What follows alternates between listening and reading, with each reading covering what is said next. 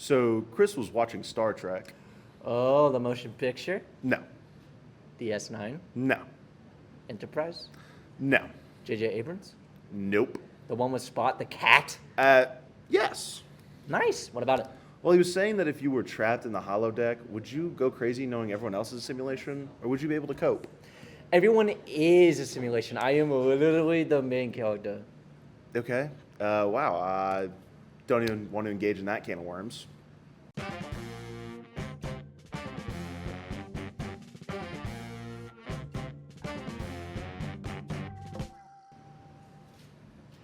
Hello, droids. I'm Julie, the real one. And I'm Apollo. I am also real. Sure. Well, in this amazing digital episode, we have an episode that will be shared with you digitally, and it will be amazing. Yes, we have a segment on the amazing digital circus, but that is not coming in the lineup for a while, so we should start by highlighting the Mario Galaxy movie segment. It's going to be out of this world. We are going to talk about the upcoming Met Gala. How fancy. There's a new Burger King marketing campaign, and our writers had some thoughts about it. I'm sure it's going to be a smash. What? I've been doing puns. It's a smash, like smash burgers. They don't make those at Burger King. Oh. Then we have a segment on the amazing digital circus. It'll be fit for royalty. We already moved on. Chris's mom is becoming a Discord moderator, Oh, no. and we have a little extra something special at the end of this episode. Shall we? We shall begin that first segment. Hey Real Dealers, I'm back with another movie review. This time with everyone's most anticipated movie of 2026, the Super Mario Galaxy movie. After the surprising A24 art house filled the first film, how does the sequel hold up? Was it awesome? Was it slop? And did it cure my depression? Well, I'm about to tell you now. Let's begin with the positives of the film. The animation and world design look amazing. Just like the first film, it really feels like the Mario universe is alive. As someone whose main/only real experience with Mario games is Mario Kart and Mario Party, this movie perfectly captured that vibe. The same energy I feel playing Mario Kart every 2 months at a house party. Right before I start rethinking my life choices after getting blue shelled in first place. Anyway, let's move on to the voices, because everyone loves to talk about the celebrity castings in the Mario movies. I went in fully expecting to hate it, but honestly, I think all the voices match their characters pretty well. And the returning actors do an even better job this time around capturing who they're supposed to be. The dude from Parks and Rec really steps up as Mario, and the Dragon Warrior is great as always as Bowser. The action is fun and engaging, even if it's not always super memorable. The humor also mostly worked for me. I caught myself giggling a couple times in the theater. Now, let's move on to the negatives of the... Oh, hang on, my phone's ringing. Hello? Guys, the folks...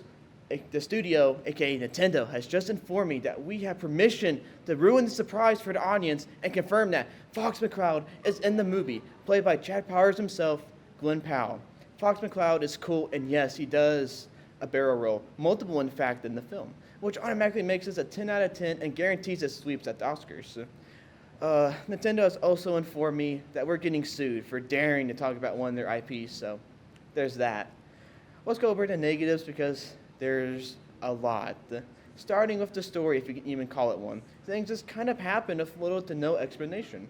And the movie never really slows down long enough for anything to actually stick. It feels less like a structured narrative and more like a series of events loosely stitched together. There are way too many characters. Instead of giving us a few meaningful arcs, the film just keeps throwing new phases at you like it's trying to speedrun to making a Smash Bros. Movie. Mario, the little main character, somehow ends up feeling like a side character in his own movie. Most of the emotional moments are handed off to other characters, so he just kind of exists in the middle of everything without driving the story. And then there are the references and callbacks. Look, I love a good reference as much as the next person. I may or may not have pointed at the screen and clapped when Game & Watch appeared. But when your story is as thin as a piece of paper, it starts to feel less like a movie and more like a checklist. At a certain point, it just becomes references to the movie, where the plot takes a back seat so the audience can go, oh hey, I recognize that. So with all that being said, I'll give it a 6 out of 10. It's a fun, enjoyable movie, but if you're looking for anything more, unfortunately, you're not going to get much else. So Julie, how'd you like that movie? The horror. The horror. I genuinely don't know what you're talking about. We saw 180 minutes of a child movie that had a character whose main gimmick is eating people. Dude? Yoshi eats and poops out so many characters in this I think you need to look deep into yourself and reflect if that's all you got from the movie. horror. The horror. Well, I liked the movie, even if it traumatized Julie. I thought it was a lot of fun for people of two very specific ages, 4 to 8 and 22 to 26. Anywhere in between or outside of that group, and this movie is going to be mid AF. I think next is a segment on, the upcoming Met Gala. So while that's going on, I'm going to perform a reboot on Julie. Welcome back, lovelies.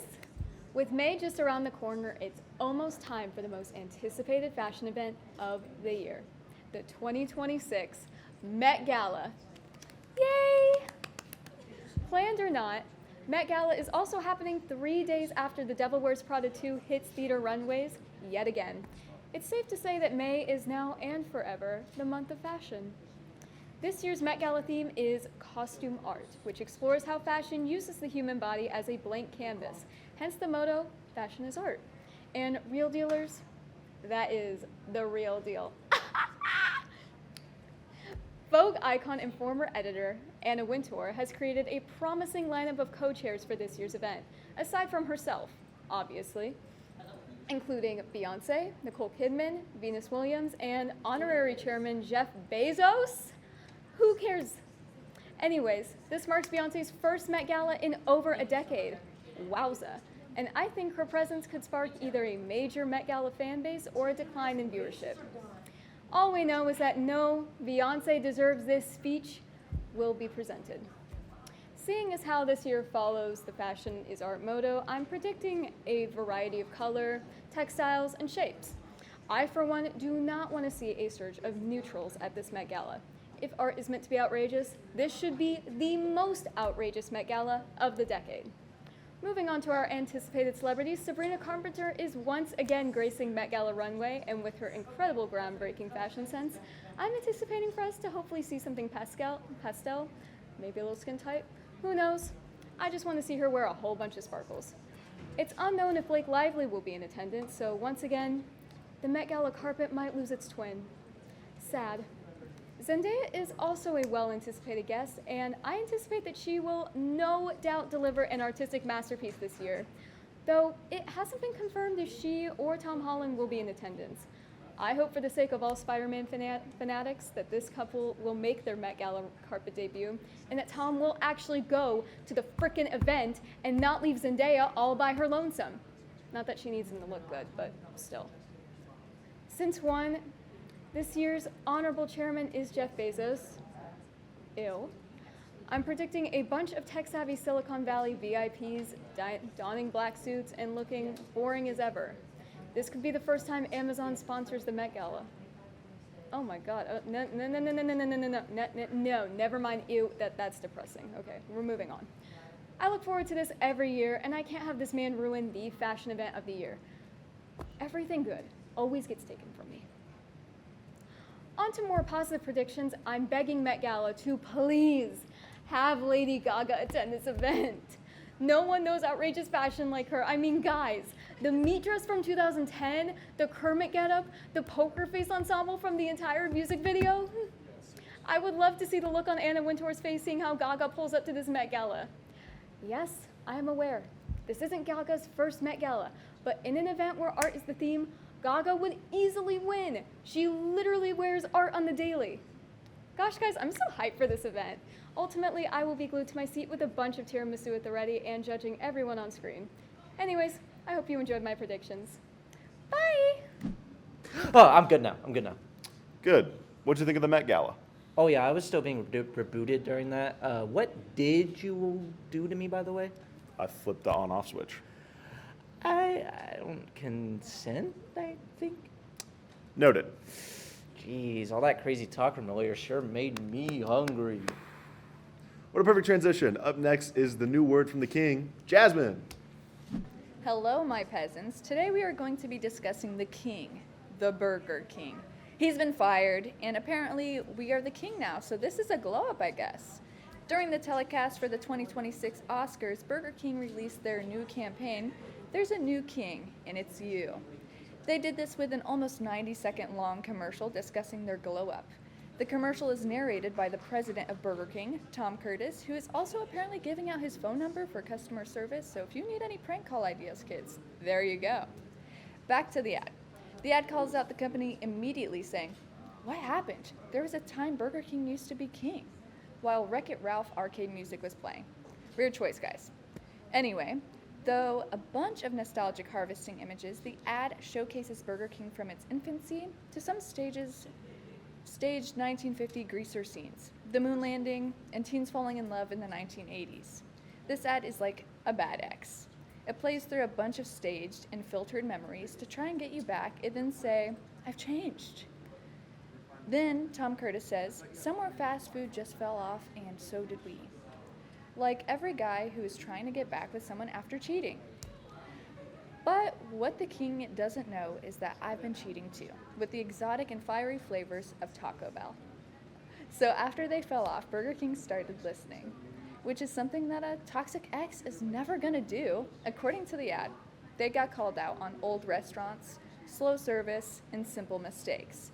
And then they show wannabe influencers munching and complaining in their car, the norm for 2026 food campaigns, am I right? Next, Tom announces that this guy wasn't doing anything to help and they fire the king. They even show him miserably walking off with a box of his stuff. Depressing, right? Well, apparently we are the king now, so go us, I guess. But they say that the Whopper has never tasted better, so I'm gonna have to try it. So I guess I will report back to home based on that one. I don't know how to end this. I am going to go get that Whopper. Bye-bye. You know what's funny? What up? I have never eaten at Burger King. I mean, that's understandable. People try to be healthy by picking and choosing their fast food places. Maybe there wasn't one around when you were... Oh, no. None of that. I was told by Charlie that it is bad food. Moist critical? Yes, Penguin Zero. You got your opinions from a guy on the internet. You don't? No. No, I don't. That's terrifying, man. Really not. I think you'd be a big fan of some of the BK items, like the rodeo burger. That sounds like a bacon-wrapped 1984. I mean, yeah, but is it any different from a big arch? No. Well, then there you go. Up next, we have a segment on the Amazing Digital Circus. OMG, it's my segment. Heck yeah! I'm here today to talk about The Amazing Digital Circus. The Amazing Digital Circus is a TV show by Gooseworks and Glitch Studios. The Amazing Digital Circus pilot, titled The Amazing Digital Circus Pilot, aired in 2023, specifically on October 13th on the official Glitch Studios YouTube channel. The Amazing Digital Circus pilot featured Google, Double, and Pomni's there too. Since The Amazing Digital Circus pilot aired, The Amazing Digital Circus became an internet phenomenon, amassing dozens of views from The Amazing Digital Circus fans on each The Amazing Digital Circus episode. Wow! The Amazing Digital Circus voice actors play video games sometimes on stream, such as Left 4 Dead 2, McDonald's, and Peak. Episode 8 is the second to last episode of The Amazing Digital Circus, created by Gooseworks and Glitch Studios. It features Pomni. Thank you for listening to the My Amazing Digital Circus Episode 8 analysis and synopsis. Overall, it was amazing and digital circus. So, what did you think? It was a good segment, Julie. Thank you. I accidentally fell into the well for this segment. Do you think the characters are the people they once were, or are they all just digital copies of their memories? Honestly, I think that the headset they all talk about digitizes your bodies, and then you're trapped there forever until you go insane and abstract.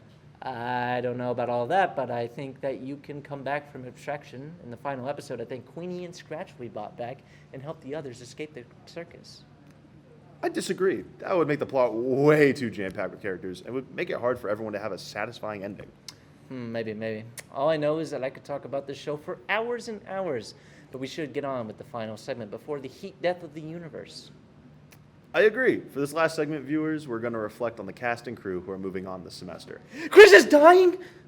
Someday, probably, but for today, he's a senior citizen and he's graduating from Ball State along with a few others. We'd like to take this next moment to talk about that. Hit it, Sarah. Real dealers, we're getting close to that time of the year. a time where the old folks are finally leaving. We just aren't talking about Chris, though he is pretty young status. In this episode of Real Deal, we want to give a farewell to our graduating seniors. Yes.